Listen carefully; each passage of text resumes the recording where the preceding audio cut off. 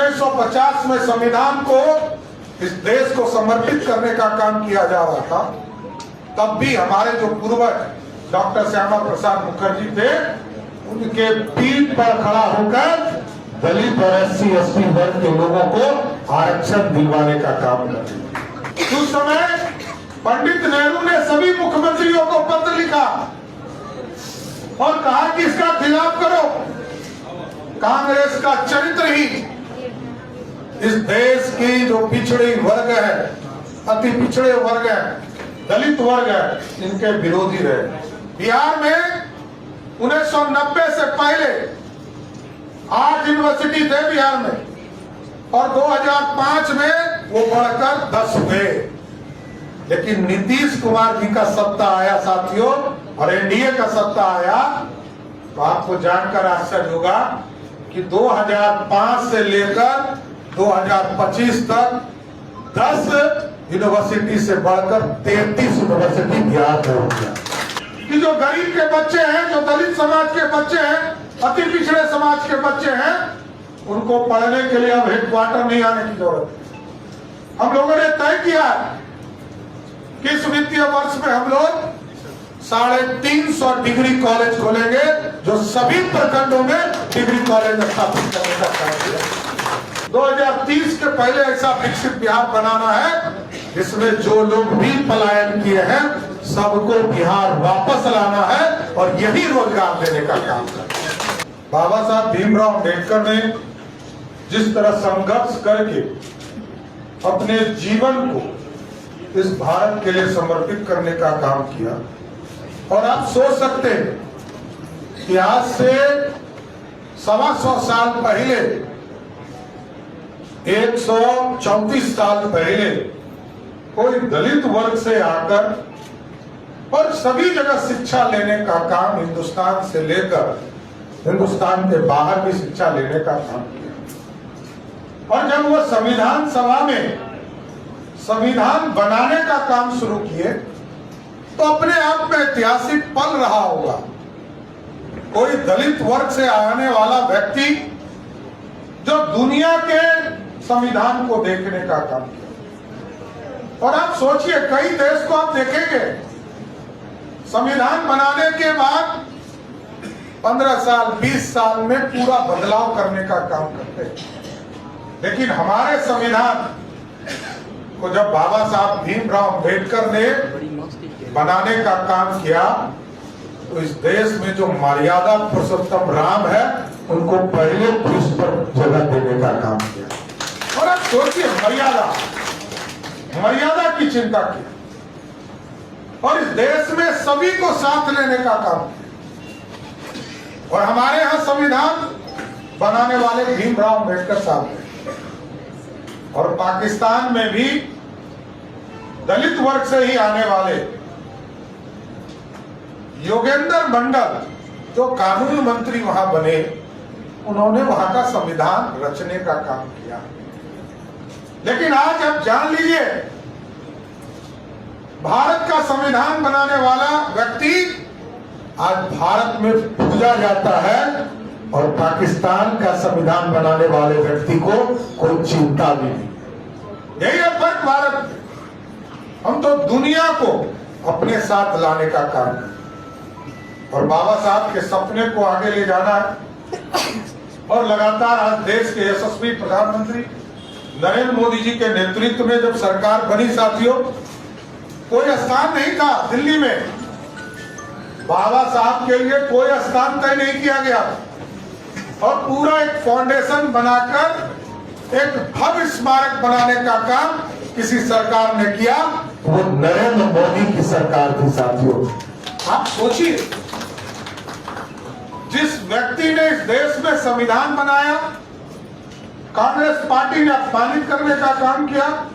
और तब भी जब 1950 में संविधान को इस देश को समर्पित करने का काम किया जा रहा था, तब भी हमारे जो पूर्वज डॉक्टर श्यामा प्रसाद मुखर्जी थे, उनके पीठ पर खड़ा होकर दलित और SC/ST वर्ग के लोगों को आरक्षण दिलवाने का काम करते। और आप जानिए, उस समय पंडित नेहरू ने सभी मुख्यमंत्रियों को पत्र लिखा और कहा कि इसका खिलाफ करो। कांग्रेस का चरित्र ही इस देश की जो पिछड़ी वर्ग है, अति पिछड़े वर्ग है, दलित वर्ग है, इनके विरोधी रहे। और कांग्रेस को याद कीजिए, चाहे वो पंडित नेहरू हो, उन्होंने इसका विरोध किया। श्रीमती इंदिरा गांधी जब रही सत्ता में तो वो भी सभी को आरक्षण का विरोध करते रहे। और स्वयं राजीव गांधी जी जब देश में वीपी सिंह जी इस देश में मंडल कमीशन भी ला रहे थे साथियों, तब भी कांग्रेस पार्टी उसका खिलाफ कर रही। इसलिए आज गरीबों को, दलितों को, पिछड़ों को, अति पिछड़ों को आगे बढ़ाने का काम नरेंद्र मोदी की सरकार। और आज हम एक खुशखबरी भी देना चाहते हैं। आज बिहार के लोकप्रिय मुख्यमंत्री नीतीश कुमार जी ने बिहार के लिए डॉक्टर अंबेडकर समग्र सेवा अभियान शुरू किया। मैंने पिछले दिनों आप लोगों को बताया कि 22 तरह की योजना हम लोग एकदम चिन्हित कर रहे हैं, एक एक व्यक्ति को जिनका राशन कार्ड नहीं बना है, जिनको उजाला से योजना नहीं प्राप्त हुआ है, जिनके घरों तक सड़क नहीं पहुंचा है, जिसको गली नली कहते हैं, उस गली नली को बनाने का काम किया। जिस टोले में आंगनबाड़ी केंद्र नहीं है, वहां केंद्र बनाने का काम हमारी सरकार करेगी। जहां सर्टिफिकेट नहीं है कि मृत्यु कब हुआ और जन्म प्रमाण पत्र कब है, उसको बनाने का काम किया। और इसके साथ आयुष्मान भारत कार्ड, जो सबसे अंतिम पंक्ति में बैठने वाला समाज है, वो उनको आयुष्मान भारत कार्ड से भी जोड़ने का काम किया। जिनके पास जमीन नहीं है उसको वार्षिक पर्चा देने का काम किया गया। इसके साथ साथ जो पेंशनधारी है, जिनको पेंशन नहीं मिल पा रहा है किसी कारण से, उनको देने का काम किया। चश्मा वितरण का काम किया जाए। और जिनके घर में पानी नहीं पहुंच रहा उसको पानी पहुंचाने का काम किया। जॉब कार्ड से जोड़े जाएंगे। बिजली कनेक्शन नहीं है तो उसको जोड़ने का काम किया जाए। कई चीजें हैं जो 22 तरह की। मैं अभी पार्टी कार्यालय को के प्रभारी आदरणीय अरविंद जी को इस पूरे किताब की पूरी कॉपी भी उपलब्ध कराऊंगा। लेकिन मैं जितने लोग यहाँ उपस्थित हैं और बिहार में भी पूरा एससी मोर्चा से आग्रह करूंगा क्या पूरा अभियान चलाइए। एक एक टोले में हमारे सरकारी सेवक जाकर 40 लाख लोगों से संपर्क करने वाले हैं साथी। 40 लाख घर में संपर्क करेंगे अगले 15 दिनों से। आप लोगों से विशेष आग्रह करूंगा कि आप भी संपर्क करें। और क्योंकि सरकार सीधा लाभ देने जा रही है, आपको जानकर आश्चर्य होगा 14 लाख परिवार है एससी वर्ग में जिनके परिवार से उजाला योजना नहीं जुड़ पाया है।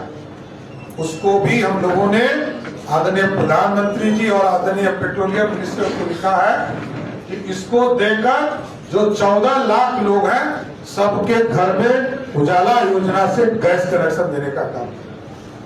और मैं तो प्रधानमंत्री जी को धन्यवाद देना चाहता हूं इस मंच के माध्यम से।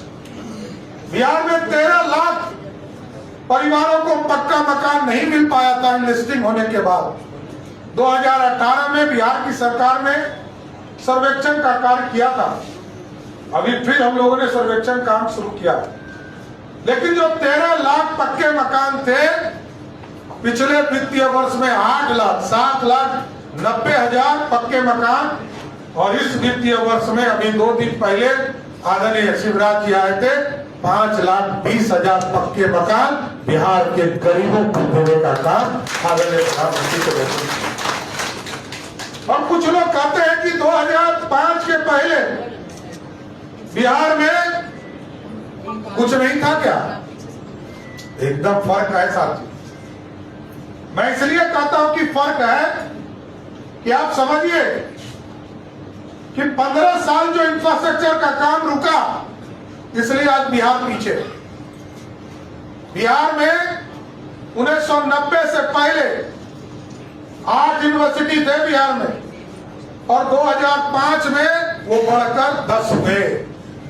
लेकिन नीतीश कुमार जी का सत्ता आया साथियों और एनडीए का सत्ता आया तो आपको जानकर आश्चर्य होगा कि 2005 से लेकर 2025 तक 10 यूनिवर्सिटी से बढ़कर 33 यूनिवर्सिटी बिहार में हो गया।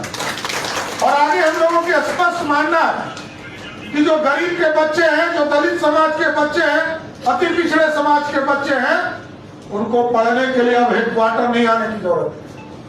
हम लोगों ने तय किया कि इस वित्तीय वर्ष में हम लोग 350 डिग्री कॉलेज खोलेंगे, जो सभी प्रखंडों में डिग्री कॉलेज स्थापित करने का कार्य किया। और यहाँ बैठे हैं जनक राम जी, माननीय मंत्री, इनके विभाग का पूरा योजना चला है।